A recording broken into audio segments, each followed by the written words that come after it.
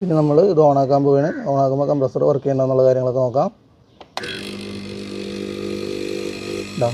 Compressor നല്ല അടിപൊളിയായിട്ട് work ചെയ്യുന്നുണ്ട്. നമസ്കാരം, പുതിയൊരു വീഡിയോയിലേക്ക് എല്ലാവർക്കും സ്വാഗതം. അപ്പോൾ ഇന്ന് നമ്മൾ എസിയുടെ ഔട്ട്ഡോറിൻ്റെ കംപ്രസർ ചെക്ക് ചെയ്യാൻ പോവാണ്.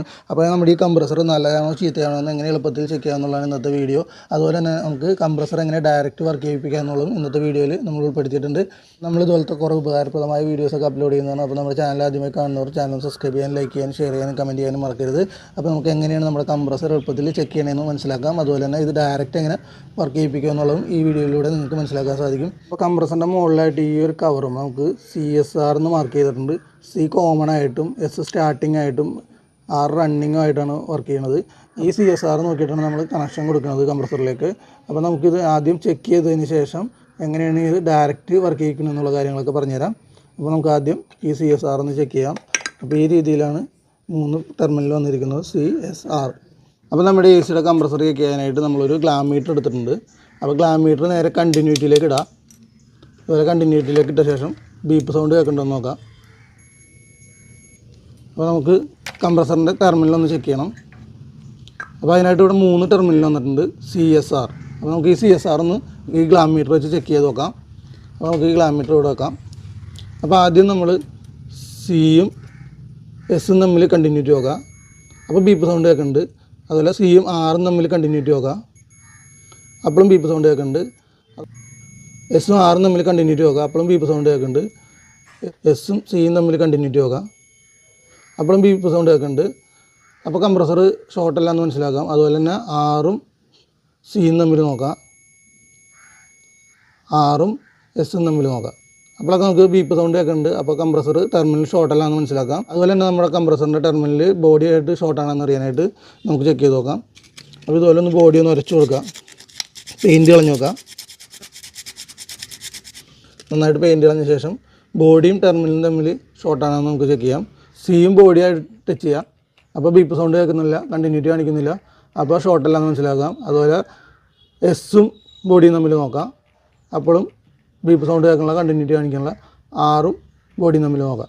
അപ്പോൾ നമുക്ക് കണ്ടിന്യൂറ്റി കാണിക്കുന്നില്ലെങ്കിൽ കംപ്രസർ ഷോർട്ടല്ലാന്ന് മനസ്സിലാക്കാം. അപ്പോൾ ഈ രീതിയിലാണ് നമ്മൾ കംപ്രസർ ചെക്ക് ചെയ്യുന്നത്. അപ്പോൾ നമുക്ക് അതിന് ശേഷം കംപ്രസർ എങ്ങനെ ഡയറക്റ്റ് വർക്ക് ചെയ്യാൻ നോക്കാം.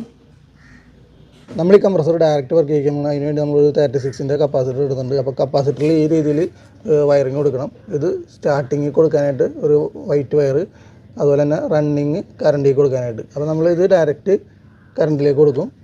ഇത് നമുക്ക് ഈ റെഡ് വയർ നമ്മൾ റണ്ണിങ്ങിൽ കൊടുക്കും, ഇത് സ്റ്റാർട്ടിങ്ങിൽ കൊടുക്കും, ഇത് കോമൺ ആയിട്ട് കൊടുക്കും. ആദ്യം നമുക്ക് കോമൺ കൊടുക്കാം.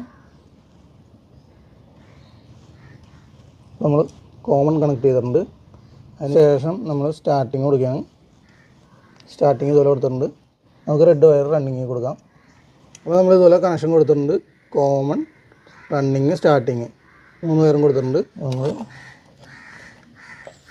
ന്യൂട്രലും ഫേസിലും കൊടുക്കാം. അപ്പോൾ ഇത് കോമൺ ആയിട്ട് വർക്ക് ചെയ്യും. അതിന് ശേഷം നമ്മുടെ ഗ്ലാം മീറ്ററിൽ നമുക്ക് ഒരു 200 ആംപിയർ കൊടുക്കാം. അത് നമ്മളുടെ ഫേസ് ലൈനിലേക്ക് കൊടുക്കാം. അപ്പോൾ നമുക്ക് ആംബിയർ ചെക്ക് ചെയ്യാൻ പറ്റും. കംപ്രസറിൻ്റെ ആംബിയറിന് എന്തെങ്കിലും പ്രശ്നങ്ങളൊക്കെ ഉണ്ടെങ്കിൽ നമുക്കറിയാൻ പറ്റും. അപ്പോൾ ഇതുപോലെയാണ് നമ്മൾ കണക്ഷൻ കൊടുത്തതാണ്. അപ്പോൾ നമ്മൾ കംപ്രസറിൻ്റെ വയറിങ്ങൊക്കെ കൊടുത്തു കഴിഞ്ഞിട്ടുണ്ട്. എല്ലാവരും കണ്ടോ, കറക്റ്റായിട്ട് അങ്ങനെ കൊടുത്തിട്ടുണ്ട്. നമ്മൾ ഗ്ലാം മീറ്ററും കണക്ട് ചെയ്തിട്ടുണ്ട്. 200 ആംബിയറിലേക്ക് സെറ്റ് ചെയ്തിട്ടുണ്ട്. ഇനി നമ്മൾ ഇത് ഓണാക്കാൻ പോവുകയാണ്. ഓണാക്കുമ്പോൾ കംപ്രസർ വർക്ക് ചെയ്യണമെന്നുള്ള കാര്യങ്ങളൊക്കെ നോക്കാം. ഇതാ കംപ്രസർ നല്ല അടിപൊളിയായിട്ട് വർക്ക് ചെയ്യുന്നുണ്ട്. ഈ ഒരു കംപ്രസർ വേറെ കുഴപ്പങ്ങളൊന്നുമില്ല. എയറൊക്കെ വരുന്നുണ്ട്. ഒന്ന് ഫ്ലഷ് ചെയ്ത് നോക്കാം. ആംബിയർ 2 ആംബിയറിൽ വർക്ക് ചെയ്തുകൊണ്ടിരിക്കുകയാണ്. അതിൽ ഗ്യാസില്ലാതെ ഇപ്പോൾ ഫ്രീ ആയിട്ട് വർക്ക് ചെയ്യുന്ന ഗ്യാസ് കയറ്റി കഴിയുമ്പോൾ കുറച്ചും കൂടി ആംബിയർ കൂടും. ലോഡ് പിടിക്കുമ്പോൾ ടെസ്റ്റിനൊക്കെ ഉണ്ട്.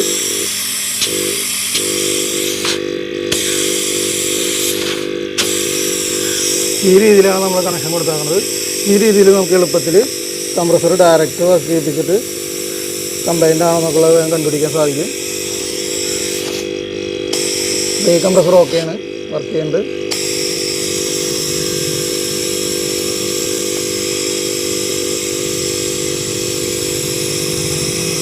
അപ്പോൾ അപ്പോൾ നമ്മുടെ ചാനലൊക്കെ വരുന്ന വീഡിയോസൊക്കെ നിങ്ങൾക്ക് ഉപകാരപ്പെടുന്നത് നമ്മുടെ ചാനൽ സബ്സ്ക്രൈബ് ചെയ്യാനും ലൈക്ക് ചെയ്യാനും ഷെയർ ചെയ്യാനും കമൻറ്റ് ചെയ്യാനും മറക്കരുത്.